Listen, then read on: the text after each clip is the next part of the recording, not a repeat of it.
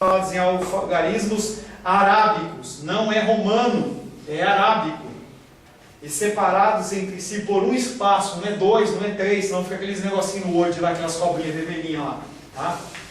Um espaço de caractere, e os títulos devem ser separados do texto que os precede ou que os sucede, por dois espaços duplos. Isso aí é um padrão do textual, você tem que ter espaço. Por isso que uma monografia, pega uma monografia de 40, 50, 60 páginas, parece que o cara escreveu demais, mas não é, porque tem uns espaçamentos grandes que são o padrão. Deve ter três partes principais: a introdução, o desenvolvimento e a conclusão. Introdução. A partir da página inicial da introdução, todas as páginas devem ser numeradas. Você tem que numerar, ter a numeraçãozinha do Word lá em cima, no cabeçalho. Todas as páginas devem ser numeradas, inclusive referências. Ou seja, antes disso, não tem número na página. Mas conta-se a página. Conta-se a página, mas ela não tem. Se você olhar a sua Bíblia ou o seu livro aí, você vai ver, se eu não estiver errado, você vai olhar, pode ser que a tua página do texto mesmo, ela não começa na 1, ela vai aparecer 5, 7, sei lá o que. Por exemplo, Gênesis aqui. Gênesis, a primeira parte de Gênesis, ele está começando da página 3. Então tem uma série de páginas antes que elas não foram contadas, não sei porquê, mas deveriam ter sido contadas. Deveria ter sido contada, deveria ser contada. O número deve vir no canto superior direito, a 2 centímetros da barra superior. Isso é padrão do Windows, tá? No Word. Deve estar lá em cima, não pode ser embaixo, não pode ser centralizado, é sempre no canto direito superior. A introdução é a parte inicial do texto, na qual deve constar a formulação e a delimitação do assunto tratado. O que você vai tratar nesse trabalho? Você tem que escrever. Senão a pessoa vai começar a ver, não, para um pouquinho. O cara se pôs disposto a falar sobre omelete, e aí o cara está falando de picanha, ou o cara está falando do jogo do Flamengo. O que isso tem a ver? Você saiu do escopo, bonita palavra, hein? Isso parece jogo de baralho, né? Agora é opa! Entendeu? Vamos melhor acender essa luz aí, hein? Lembre-se que nós ainda estamos faltando 45 minutos ainda. A introdução é a parte inicial do texto, no qual devem constar a formulação e a delimitação do assunto tratado, bem como os objetivos da pesquisa. Tem por finalidade fornecer ao leitor os antecedentes que justificam o trabalho. O que te levou a fazer este trabalho? Tipo de introdução, modelinho. Introdução, entendeu? O texto lá que deve ser apresentado, a página. Desenvolvimento. Parte principal do texto que contém a exposição ordenada e pormenorizada do assunto. Ou seja, você dividindo em seções e subseções, você vai desenvolver todo o seu trabalho. Em trabalhos nos quais se relata a pesquisa de laboratório de campo conduzida pelo autor, o desenvolvimento das monografias, dissertações ou teses, devem seguir a seguinte sequência: revisão da literatura, proposição, método, resultados e discussão. Não acaba na síntese, você também tem uma discussão. Revisão da literatura. Da revisão da literatura devem constar trabalhos pré-existentes. Você vai citar os trabalhos que tratam daquele assunto e que você vai discorrer a respeito dele. Então você faz uma breve revisão, começa a fazer um breve resumo de algumas obras, do que o povo fala, das citações que ele fala. Proposição. A seção da proposição destina-se a assentar, a mostrar as intenções que você tem como autor em relação àquilo que já tem no mercado. Você fala assim, olha, o povo fala isso e eu quero falar isso. Método. A seção de método destina-se a expor os meios dos quais o autor se valeu para a execução do trabalho. Pode ser redigida em corpo único ou dividida em subseções. As mais comuns são sujeito, material, procedimento. Se houver preferência por redigir em corpo único, cada produto, material e equipamento citados no texto corresponderá a uma nota no rodapé. Resultado, você vai apresentar os resultados do seu trabalho. Discussão. A discussão constitui uma sessão com maior liberdade. Nessa fase, o autor, ao tempo que justifica os meios que usou para a obtenção dos resultados, pode contrastar esses com os constantes na literatura pertinente. Aqui é como se eu perguntasse: o que você acha? E aí você vai falar o que você acha. Aqui é o espaço em que você vai dar a sua opinião. Se é certa ou não é certa, não importa. Você está falando o que você acha. Tá? Na discussão dos resultados, o autor deve cumprir as seguintes etapas: estabelecer relações entre causas e efeitos, apontar as generalizações e os princípios básicos que tenham comprovação nas observações experimentais. Você comprovou coisas dentro das suas observações experimentais, aqui você pode mostrar, entendeu, essas comparações. Esclarecer as exceções, modificações e contradições. Apesar de eu ter encontrado tal situação, a tal e tal exceção. Por exemplo, ele está falando do apostolado. Ele está falando, o apostolado que até então eu conhecia era apóstolos 12, mais Matias e mais o apóstolo Paulo. Agora eu já estou repensando, porque eu vejo a situação lá de Barnabé. Então é uma exceção. Não quer dizer que o Valdomiro está nessa exceção. Não quer dizer que o apóstolo da Renascer está nessa exceção e todos os outros apóstolos que entram por aí. Tá? Conclusão. Mesmo que se tenham várias conclusões, deve-se usar sempre o termo no singular. É uma conclusão. Se trata da conclusão do trabalho em si, não um mero enunciado de conclusões que o autor chegou. É a recapitulação dos resultados de uma maneira bem sintética. E você vai apresentar ali tudo o que aconteceu, tudo que você levantou dentro do seu estudo. Elementos pré-textuais, textuais e agora pós-textuais. Nessa seção, e aí tem um C a mais ali, na secção, nessa seção, compreende as informações que complementam o trabalho acadêmico. Referências, onde que você estudou? Onde você estudou não é na faculdade que você estudou, mas o que você foi? Que material que foi seu material de base? Que comentaristas? Que livros? O que você usou para fundamentar aquilo que você chegou como conclusão?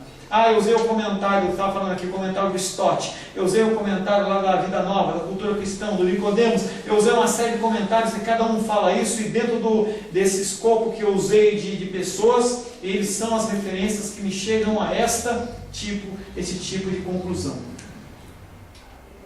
Obras consultadas também é a mesma coisa. Glossário. Você lá escreve lá, escopo, aí o cara fala, escopo, o que é isso? O cara nem sabe o que é isso. E aí você, quando tem palavras que você utiliza, que são palavras que não são comuns ao uso normal, e aí você coloca no glossário.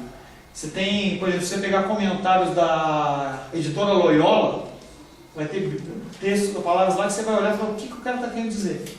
Lembra do Mutley? O que ele disse? O que ele disse? O que ele disse? A pessoa não entende. Nunca viu o Mutley? Pombo Doodle? É só para a geração de 70 para frente, né? Fazer o quê, né? Glossário, página opcional, onde o autor apresenta um vocabulário explicativo dos termos. Eu tenho 47 anos, fazer o quê? Conceitos, palavras e as piadas que a gente faz são piadas que as pessoas ficam olhando assim. Que nem fez agora, né? Exatamente. Tá. Entendeu? Só para você contextualizar a importância da coisa. Pombo Doodle, ele era um desenho em que tinha o Dick Vigarista. E ele aparece em uma série de desenhos. Tem a Corrida Maluca e também tem uma em que ele faz parte de uma companhia aérea e é na época da guerra e o mandamento deles, o objetivo deles é capturar o pombo Doodle que ele traz a mensagem entre os aliados. Então toda vez que eles vão tentar pegar o pombo Doodle é que nem aquele coiote e o Bibi lá, o Papaléguas. A hora que vai, acontece uma coisa, explode e tal, e tem o Mutley, que ele faz. Aí o Dick Vigarista olha pro rapaz lá e fala assim, o que ele disse? O que ele disse? Aí tem um cara, ele falou isso. Mas se ele falou isso mesmo, falou. Aí o Mutley, entendeu? Tá entendendo? Entendeu? Visualizei aqui o desenho. Já. Você já pode usar na pregação, não pode, tá? Pregação é coisa séria, assim, tá? Pregação é coisa séria? Muito. Pregação? Muito. Pode fazer piada? Dependendo disso, é situação. Piada que eu digo assim, não é piada. Não é ter uma piada. Você fala pode ter uma ilustração. Pode ter piada? Ilustração. Não, eu acho que. Não. Você acha que um grande pregador ele faz piada? Faz. olha que você vai... Eu não gosto de piada. Vai que Eu vou mais pelo Jonathan Edwards, na pregação dele da Pecadores nas mãos do Deus irado. Eu sou muito mais que isso. Eu entendo que quando eu vou ensinar o meu filho, se eu estiver dando risada, ele não vai me levar a sério. Eu estou falando isso relacionado ao Cláudio Duarte, né? Agora, Cláudio Duarte. Agora, quando você fala, por exemplo, em relação a Spurgeon, é um bom pregador? Spurgeon. Sim. Ele é considerado o príncipe dos pregadores. E esse cara fazia piada pra caramba. E aí tem um texto em que eu estava lendo, em que uma membro da igreja dele estava raiva, porque em vez de ele ensinar sério, ele estava fazendo piada. Não era demonstração, era piada mesmo. Ela chegou para ele no final do culto e falou assim: Reverendo Spurgeon, eu quero fazer uma reclamação. Fala, minha irmã. E ele era gordão, né? Ele, não sei a altura dele, mas ele era bem gordão. Fumava um charuto, teve depressão. E aí ela falou assim: você faz muita piada no culto. E aí ele olhou para ela, aquele jeito bonachão, e falou assim: minha irmã, se você se escandaliza com as piadas que eu falo, eu queria que você tivesse na minha mente, enquanto eu prego as piadas que passam na minha mente. É complicado. É por isso que eu não tenho problema, entendeu? Com ministérios e ministérios. Cada um recebe uma direção de Deus. E aí é questão de você estar ciente que você está no caminho do Senhor ou não. E aí, se você está firmado naquele caminho, você sabe que a direção é de Deus. E aí, quando eu vejo, por exemplo, Oséias sendo comissionado a casar com uma prostituta, ou, por exemplo, o profeta andando pelado 3 anos, e aí vai, entendeu? Os exemplos. Pedro, come, mata e come aqueles bichos lá que era imundo. Então, é você e o Senhor. Voltando, glossário. As palavras que você vê são palavras complicadas, então você tem que dar uma explicação para eles. Apêndice. Você tem apêndice, não? Tem, né? Não, alguns não têm. Nem todos têm, alguns arrancaram. Tá?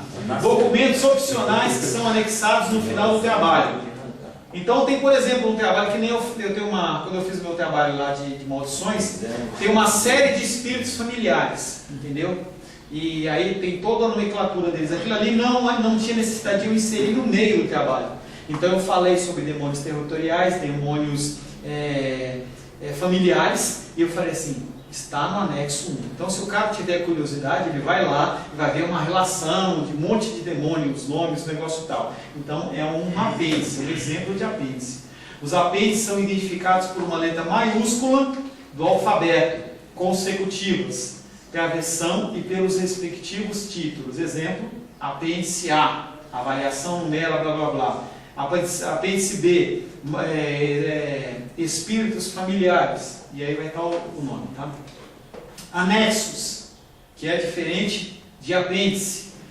Anexos, suportes opcionais, elucidativos e indispensáveis para a compreensão do texto. São constituídos de documentos, nem sempre elaborados pelo próprio autor, que comentam a intenção comunicativa do trabalho. Um questionário, uma representação gráfica, qualquer coisa que você queira colocar como um anexo que vai te reforçar aquilo que você está dizendo. Aí às vezes não há necessidade de você colocar também dentro do trabalho. Citação no texto.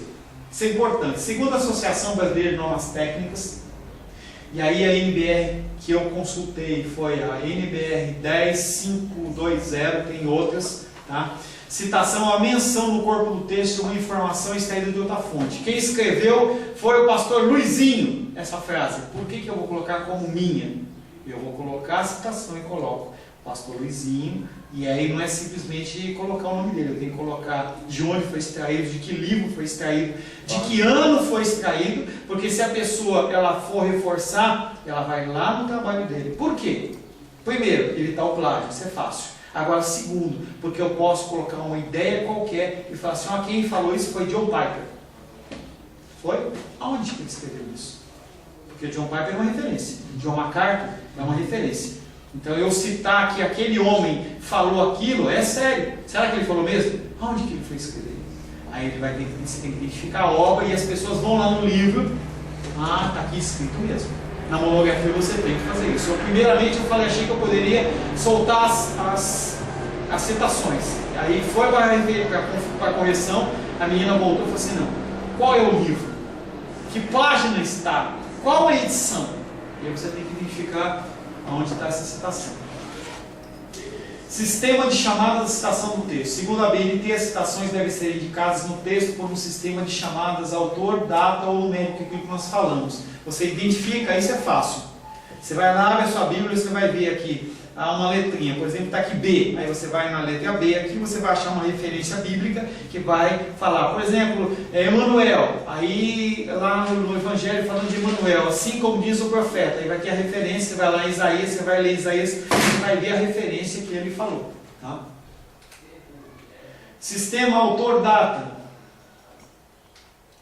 Numérico. Aí é citações, tá? Não vou ler isso com vocês não. Citação indireta. A citação direta, você faz uma citação dessa, como eu te falei, dentro do livro que o Luizinho escreveu, assim assado, na página tal, edição tal, ele falou isso e eu trago isso para cá. Tá? Citação indireta. Transcrição de conceitos do autor consultado, não é apenas uma citação, mas é um conceito, porém descritos com as próprias palavras do redator. Eu vou falar o que eu entendi do que ele escreveu. Eu falei assim, conforme eu entendi do texto que o pastor Luizinho escreveu no livro tal, tal, tal, ele quis dizer tal coisa. Então eu dou a minha versão do que está escrito. Tá? E aí tem todo um esquema aqui, entre parênteses, se você coloca vírgula e tal, a gente não precisa passar para isso. Citação de citação. Às vezes você não consegue ir na fonte original. Você leu, por exemplo, num livro do John MacArthur, que ele fez uma citação do David Powlison, por exemplo. E aí você vai fazer uma citação, você vai copiar. Olha, essa citação foi encontrada no livro do John MacArthur, mas era do David Powlison, e você faz uma citação da citação. Tem toda uma forma aí. Citações de canais informais, como aula, e-mail, entrevista, o importante é você citar. Citação com um autor tem um padrão, entendeu? Em que você tem que seguir. Citação com 2 autores é outro padrão que você tem que seguir. Citação com mais de 3 autores. O cara tem 10 autores. Às vezes você tem livros que tem muitos escritores. Você vai fazer aquela citação enorme? Não. Você simplesmente cita o primeiro e coloca o eral, que é o que, etc. E seguintes, tá? Citação de autores com o mesmo sobrenome. Aí você não pode fazer a citação somente de um. Quem é esse? Entendeu? Havendo 2 autores com o mesmo sobrenome e mesma data de publicação, acrescendo as iniciais de seus pronomes. Aí você coloca JR, MR, você coloca as iniciais do nome da pessoa para identificar a diferença. Mesmo autor com publicação diferente, mesmo autor com data de publicação. Citação cujo autor é uma entidade coletiva. Às vezes você pode citar não um autor, mas citar toda uma coletividade, como foi o pastor Luizinho, ele falou. Eles estão se reunindo para falar sobre diaconisa. Então vai sair uma súmula, vai sair um documento dizendo, olha, tem diaconisa, não tem diaconisa. Então você faz uma citação em cima de uma entidade. Tá? Citação de trabalhos em vias de publicação. Às vezes o trabalho não foi publicado ainda. Que nem eu estava com o trabalho Serindo Dons Espirituais do pastor Ayrton, se você puder comprar, muito legal. Eu fiz a revisão desse trabalho, entendeu? E eu poderia ter usado citações naquele livro. Então, como ele não foi impresso, eu faço a observação que ele ainda não está impresso. Aqui, ó, no caso deve ser redigido em inglês e utiliza-se a expressão in the press, ou seja, no prelo. Citação de homepage, website. Citações de obras clássicas, de autores milenares. Citações com omissão da parte do texto. Você não é necessariamente obrigado a citar tudo. E aí você coloca, não sei se você vai conseguir ver, aqui embaixo você cita a parte que você quer e o resto você coloca entre parênteses 2 pontinhos. Nas nossas pregações é a conhecida Jeremias capítulo 3, parte A do versículo. A gente não consegue, é complicado isso, porque você tem que analisar como um todo e o cara consegue ainda fracionar um versículo em 3, 4, 5 partes, simplesmente porque ele quer só um pedacinho. Numeração. A numeração das notas explicativas é feita em algarismo arábico novamente. A gente tem tendência a usar algarismos romanos, não é romano, é arábico. Devendo ter uma numeração única e consecutiva para cada capítulo ou parte, que é aquilo que a gente viu lá no começo, 1.1, 1.1, 1.1, você vai seguindo uma sequência. Referências. Segue nessa seção exemplos dos tipos de referência e sua ordem exata conforme norma vigente na ABNT, e você teria que ler a ABNT para ver como faz as referências. Leis e decretos, tem também toda uma forma de citar. Acórdãos, decisões e sentenças de cortes ou tribunais, nome do país, estado, município. Pareceres, por exemplo, eu dei um exemplo do Conselho Federal de Educação, tem todo um parecer que você quer citar. Dentro da Bíblia, a Bíblia é considerada no todo. Bíblia, idioma, título, tradução, versão, edição, local, editora, ano. Ata de reuniões. Arquivos eletrônicos. Às vezes você não tem acesso àquele arquivo, mas você pode falar assim, olha, é um negócio mais difícil você ter. Um exemplo, Universidade Metodista de São Paulo, sistema de bibliotecas, e aí tem um sistema virtual deles lá, disquete segundo, e o Windows 6.0, quando se trata de coisas mais antigas, arquivos eletrônicos. Documentos traduzidos, e aí você tem que utilizar a fonte e dizer que ele foi traduzido, porque às vezes ela pode ter sido traduzido de uma forma errada, você tem que dizer que ele foi traduzido.